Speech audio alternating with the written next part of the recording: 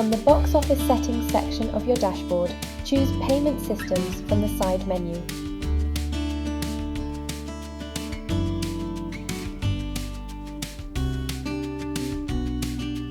Choose the button called More Options, including PayPal, Square and offline payments. If you want to offer offline payments, for example cash payments or payments via bank transfer, click Create New Offline Payment Profile. Fill out the details for your offline payment. The most important part is the payment instructions. These explain to ticket buyers how they should pay.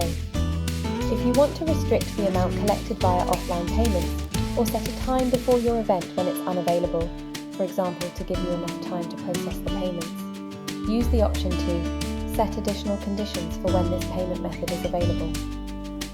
If a buyer chooses the offline payment method, they'll be shown the payment instructions you set and be asked to confirm that they'll follow them.